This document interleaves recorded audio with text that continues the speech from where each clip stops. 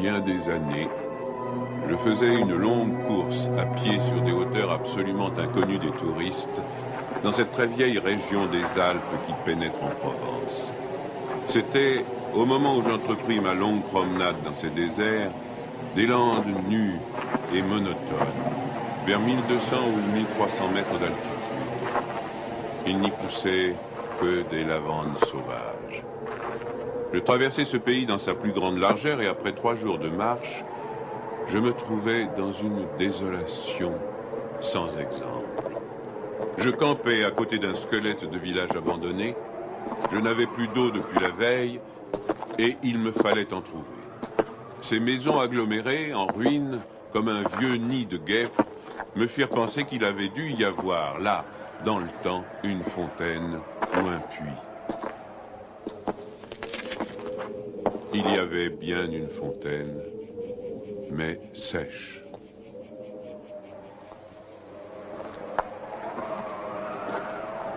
Les 5 à 6 maisons, sans toiture, rongées de vent et de pluie, la petite chapelle au clocher écroulé, étaient rangées comme le sont les maisons et les chapelles dans les villages vivants, mais toute la vie avait disparu. C'était un beau jour de juin, avec un grand soleil, mais sur ces terres sans abri et hautes dans le ciel, le vent soufflait avec une brutalité insupportable. Ces grondements dans les carcasses des maisons étaient ceux d'un fauve dérangé dans son repas. Il me fallut lever le camp.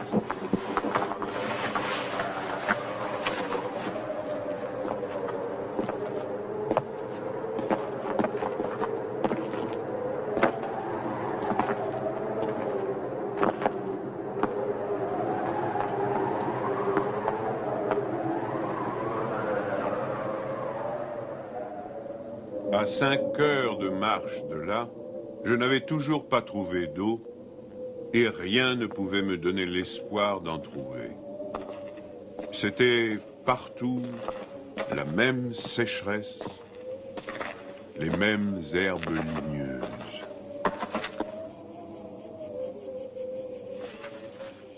Il me sembla apercevoir, dans le lointain, une petite silhouette noire, debout. Je la pris pour le tronc d'un arbre solitaire.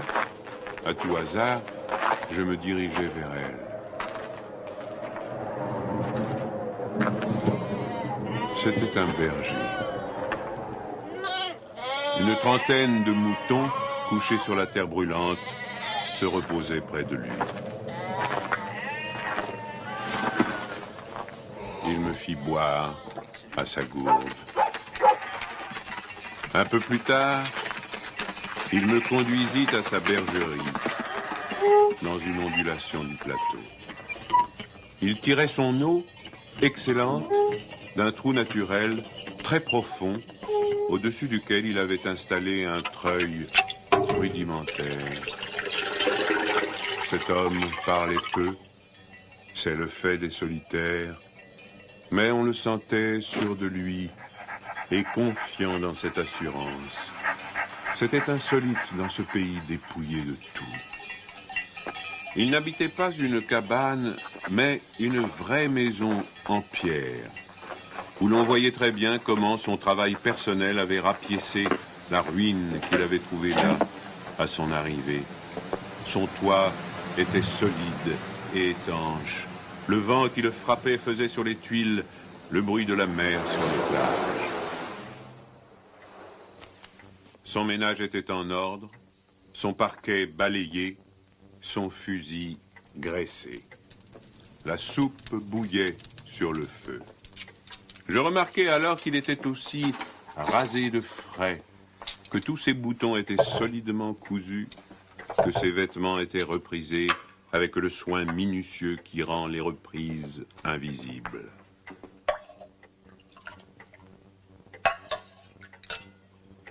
Il me fit partager sa soupe.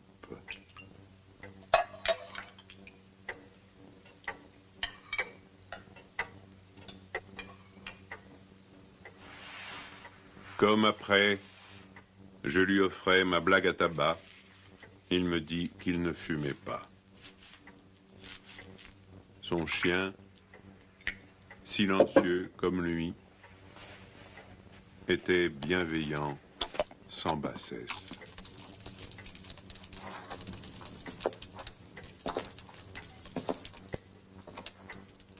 Il avait été entendu que je passerais la nuit là, le village le plus proche étant encore à plus d'une journée et demie de marche. Je connaissais parfaitement le caractère des rares villages de cette région. Il y en a 4 ou 5, dispersés, loin les uns des autres, sur les flancs de ces hauteurs, dans les taillis de chênes blancs, à la toute extrémité des routes carrossables. Ils sont habités par des bûcherons qui font du charbon de bois. Ce sont des endroits où l'on vit mal. Les familles, serrées les unes contre les autres, dans ce climat qui est d'une rudesse excessive, aussi bien l'été que l'hiver, exaspèrent leur égoïsme en vase clos. L'ambition irraisonnée s'y démesure. Dans le désir continu de s'échapper de cet endroit, les hommes vont porter leur charbon à la ville, puis retournent. Les plus solides qualités craquent sous cette perpétuelle douche écossaise. Les femmes mijotent des rancœurs. Il y a concurrence sur tout, aussi bien pour la vente du charbon de bois que pour le banc à l'église, pour les vertus qui se combattent entre elles, pour les vices qui se combattent entre eux, et pour la mêlée générale des vices et des vertus sans repos. Par là-dessus, le vent également sans repos irrite les nerfs. Il y a des épidémies de suicide et de nombreux cas de folie, presque toujours meurtrières.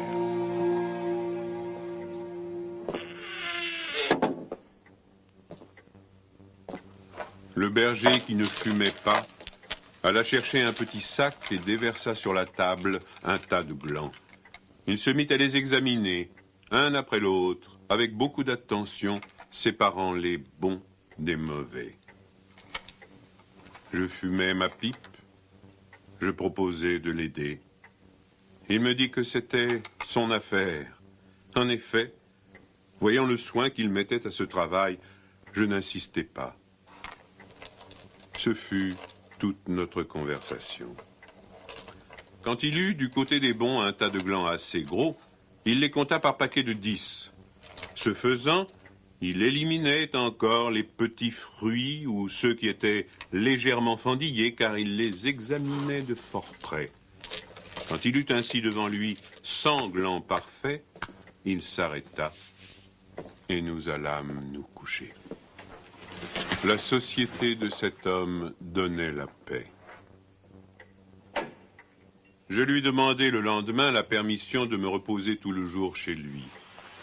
Il le trouva tout naturel, ou plus exactement, il me donna l'impression que rien ne pouvait le déranger.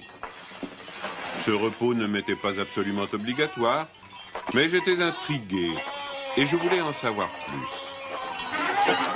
Il fit sortir son troupeau et le mena à la pâture.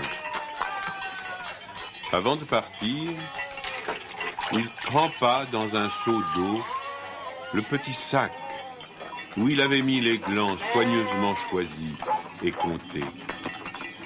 Je remarquai qu'en guise de bâton, il emportait une tringle de fer grosse comme le pouce et longue d'environ 1,50 m.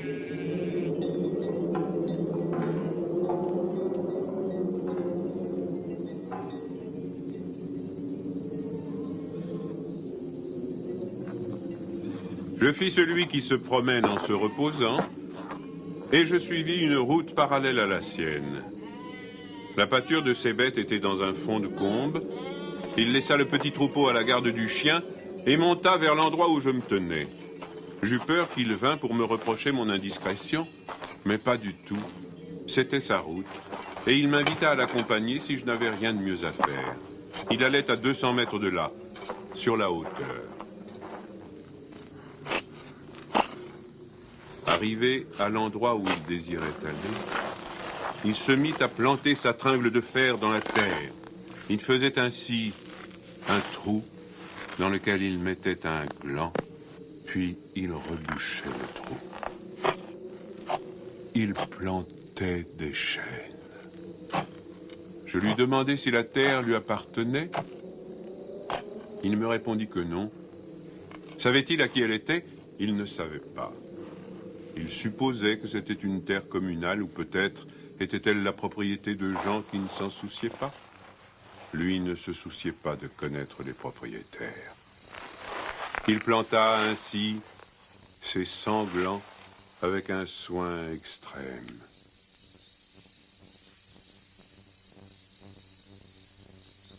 Après le repas de midi, il recommença à trier sa semence. Je mis, je crois, assez d'insistance dans mes questions, puisqu'il y répondit. Depuis 3 ans, il plantait des arbres dans cette solitude. Il en avait planté 100 000. Sur les 100 000, 20 000 étaient sortis. Sur ces 20 000, il comptait encore en perdre la moitié du fait des rongeurs ou de tout ce qu'il y a d'impossible à prévoir dans les desseins de la Providence. Restaient 10 000 chênes qui allaient pousser dans cet endroit où il n'y avait rien auparavant. C'est à ce moment-là que je me souciais de l'âge de cet homme. Il avait visiblement plus de 50 ans. 55, me dit-il. Il s'appelait Elzéar Bouffier. Il avait possédé une ferme dans les plaines. Il y avait réalisé sa vie. Il avait perdu son fils unique, puis sa femme. Il s'était retiré dans la solitude où il prenait plaisir à vivre lentement avec ses brebis et son chien. Il avait jugé que ce pays mourrait par manque d'arbres. Il ajouta que n'ayant pas d'occupation très importante, il avait résolu de remédier à cet état de choses. Mon jeune âge me forçait à imaginer l'avenir en fonction de moi-même et d'une certaine recherche du bonheur. Je lui dis que dans 30 ans, ces 10 000 chênes seraient magnifiques.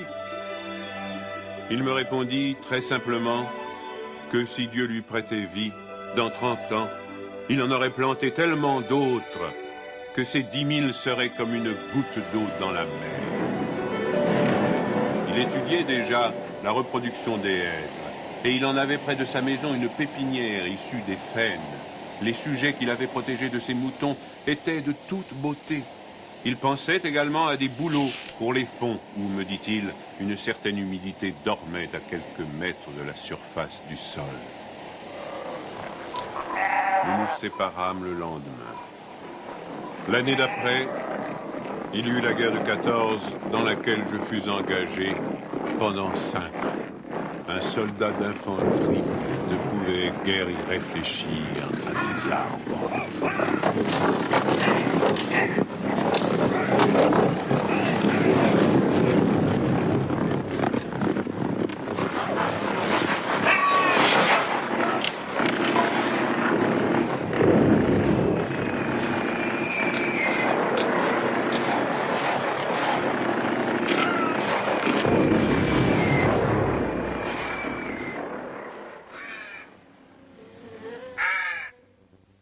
Sorti de la guerre, je me trouvais à la tête d'une prime de démobilisation minuscule, mais avec le grand désir de respirer un peu d'air pur. C'est sans idée préconçue, sauf celle-là, que je repris le chemin de ces contrées désertes. Le pays n'avait pas changé. Toutefois, au-delà du village mort, j'aperçus dans le lointain une sorte de brouillard gris qui recouvrait les hauteurs comme un tapis. Depuis la veille, je m'étais remis à penser à ce berger planteur d'arbres. 10 000 chênes, me disais-je, occupent vraiment un très large espace. J'avais vu mourir trop de monde pendant 5 ans pour ne pas imaginer facilement la mort d'Elzéar Bouffier. D'autant que, lorsqu'on en a 20, on considère les hommes de 50 comme des vieillards à qui il ne reste plus qu'à mourir.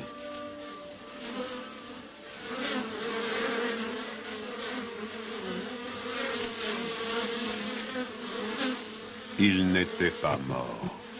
Il avait changé de métier. Il ne possédait plus que 4 brebis, mais par contre, une centaine de ruches. Il s'était débarrassé des moutons qui mettaient en péril ses plantations d'arbres. Il ne s'était pas du tout soucié de la guerre. Il avait imperturbablement continué à planter. Les chênes de 1910 avaient alors 10 ans et étaient plus hauts que moi et que lui. Le spectacle était impressionnant. J'étais littéralement privé de parole. Et comme lui ne parlait pas, nous passâmes tout le jour en silence à nous promener dans sa forêt. Elle avait en 3 tronçons 11 kilomètres de long et 3 kilomètres dans sa plus grande largeur. Quand on se souvenait que tout était sorti des mains et de l'âme de cet homme, sans moyens techniques, on comprenait que les hommes pourraient être aussi efficaces que Dieu dans d'autres domaines que la destruction. Il avait suivi son idée. Et les hêtres qui m'arrivaient aux épaules, répandus à perte de vue, en témoignaient. Les chênes étaient drus et avaient dépassé l'âge où ils étaient à la merci des rongeurs. Quant au dessein de la Providence elle-même, pour détruire l'œuvre créée, il lui faudrait avoir désormais recours au cyclone. Il me montra d'admirables bosquets de bouleaux qui dataient de 5 ans, c'est-à-dire de 1915, de l'époque où je combattais à Verdun. Il leur avait fait occuper tous les fonds où ils soupçonnaient, avec juste raison, qu'il y avait de l'humidité presque à fleur de terre. Ils étaient tendres comme des adolescents et très décidés. La création avait l'air d'ailleurs de s'opérer en chaîne. Il ne s'en souciait pas. Il poursuivait obstinément sa tâche, très simple. Mais, en redescendant par le village, je vis couler de l'eau dans des ruisseaux qui, de mémoire d'homme, avaient toujours été à sec.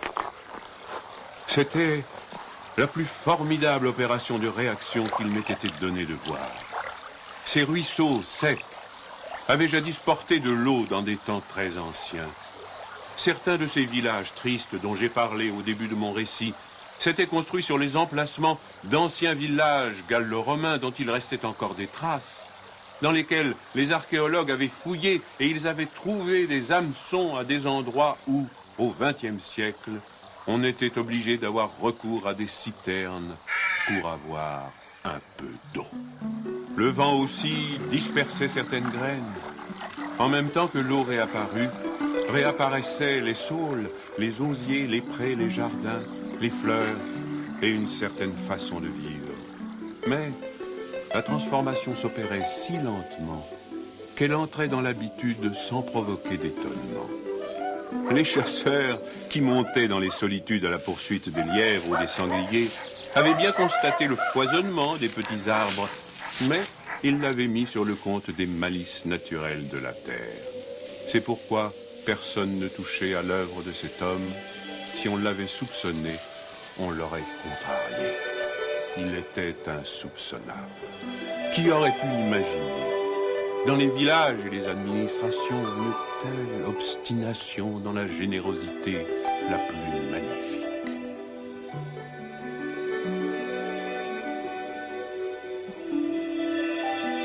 À partir de 1920, je ne suis jamais resté plus d'1 an sans rendre visite à Elzéar Bouffier.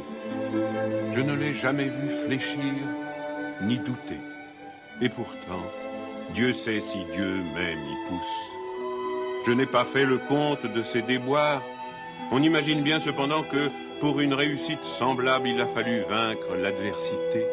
Que pour assurer la victoire d'une telle passion, il a fallu lutter avec le désespoir.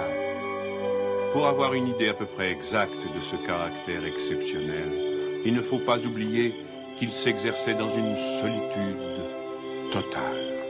Si totale que, vers la fin de sa vie, il avait perdu l'habitude de parler. Ou peut-être n'en voyait-il pas la nécessité. En 1933, il reçut la visite d'un garde forestier éberlu. Ce fonctionnaire lui intima l'ordre de ne pas faire de feu dehors, de peur de mettre en danger la croissance de cette forêt naturelle. C'était la première fois lui dit cet homme naïf, qu'on voyait une forêt pousser toute seule. En 1935, une véritable délégation administrative vint examiner la forêt naturelle. Il y avait un grand personnage des eaux et forêts, un député, des techniciens. On prononça beaucoup de paroles inutiles, on décida de faire quelque chose et, heureusement, on ne fit rien. Sinon, la seule chose utile, mettre la forêt sous la sauvegarde de l'État et interdire qu'on vienne y charbonner. Car il était impossible de n'être pas subjugué par la beauté de ces jeunes arbres en pleine santé. Et elle exerça son pouvoir de séduction sur le député lui-même.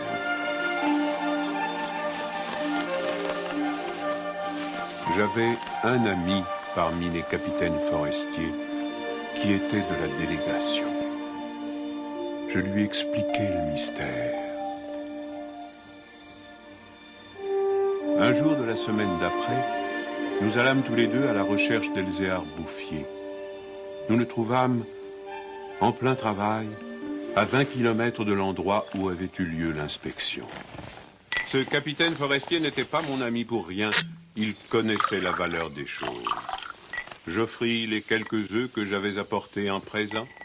Nous partageâmes notre casse-croûte en trois, et quelques heures passèrent dans la contemplation muette du paysage.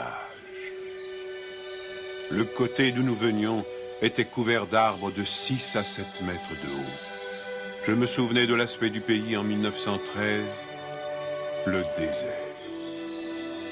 Le travail paisible et régulier, l'air vif des hauteurs, la frugalité et surtout la sérénité de l'âme avaient donné à ce vieillard une santé presque solennelle.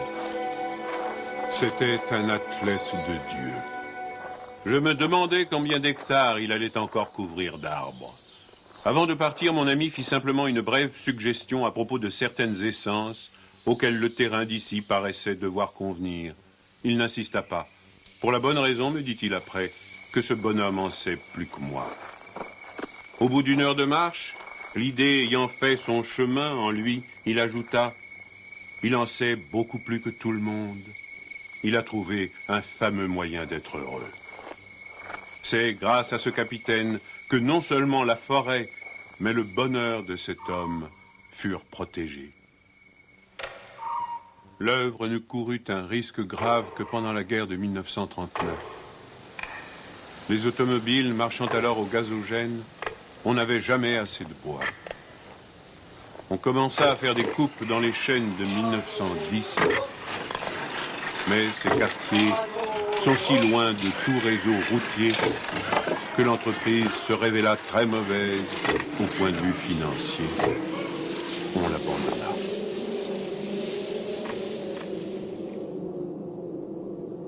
Le berger n'avait rien vu. Il était à 30 km de là, continuant paisiblement sa besogne, ignorant la guerre de 39, comme il avait ignoré la guerre de 14. J'ai vu Elzéar Bouffier pour la dernière fois en juin 1945. Il avait alors 87 ans. J'avais donc repris la route du désert, mais maintenant, malgré le délabrement dans lequel la guerre avait laissé ce pays, il y avait un car qui faisait le service entre la vallée de la Durance et la montagne.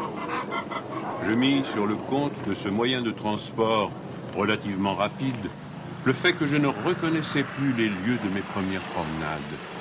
J'eus besoin d'un nom de village pour conclure que j'étais bien cependant dans cette région jadis en ruine et désolée.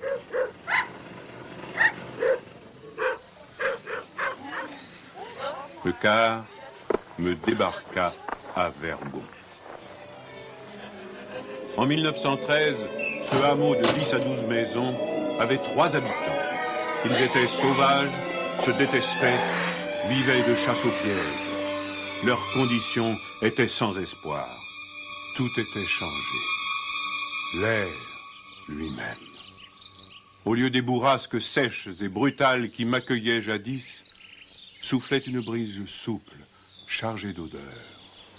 Un bruit semblable à celui de l'eau venait des hauteurs. C'était celui du vent dans les forêts. Enfin, chose plus étonnante, j'entendis le vrai bruit de l'eau coulant dans un bassin. Je vis qu'on avait fait une fontaine, qu'elle était abondante, et ce qui me toucha le plus, on avait planté près d'elle un tilleul, symbole incontestable d'une résurrection.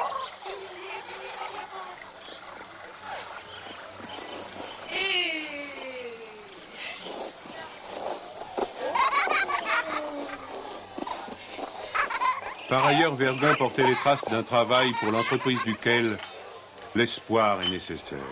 L'espoir était donc revenu. On avait déblayé les ruines, abattu les pans de murs délabrés. Les maisons neuves, crépies de frais, étaient entourées de jardins potagers où poussaient, mélangés mais alignés, les légumes et les fleurs, les choux et les rosiers, les poireaux et les gueules de loup, les céleris et les anémones. C'était désormais un endroit où l'on avait envie d'habiter. À partir de là, je fis mon chemin à pied. La guerre dont nous sortions à peine n'avait pas permis l'épanouissement complet de la vie, mais Lazare était hors du tombeau. Sur les flancs abaissés de la montagne, je voyais de petits champs d'orge et de seigle en herbe. Au fond des étroites vallées, quelques prairies verdissaient.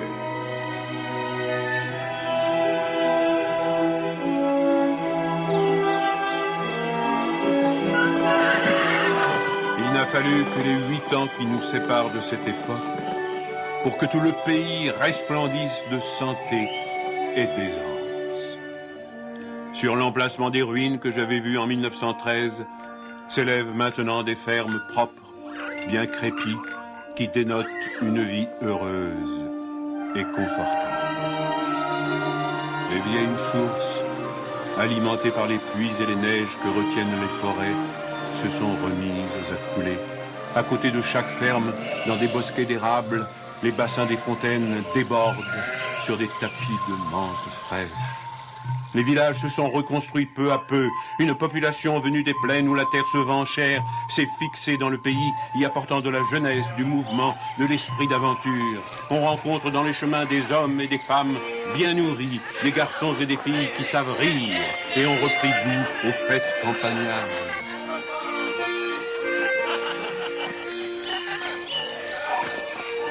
Si on compte l'ancienne population, méconnaissable depuis qu'elle vit avec douceur, et les nouveaux venus, plus de 10 000 personnes doivent leur bonheur à Elzéar Bouffier. Quand je pense qu'un homme seul, réduit à ses simples ressources physiques et morales, a suffi pour faire surgir du désert ce pays de Canaan, je trouve que malgré tout, la condition humaine est admirable. Mais, quand je fais le compte de tout ce qu'il a fallu de constance dans la grandeur d'âme et d'acharnement dans la générosité pour obtenir ce résultat, je suis pris d'un immense respect pour ce vieux paysan sans culture qui a su mener à bien cette œuvre digne de Dieu.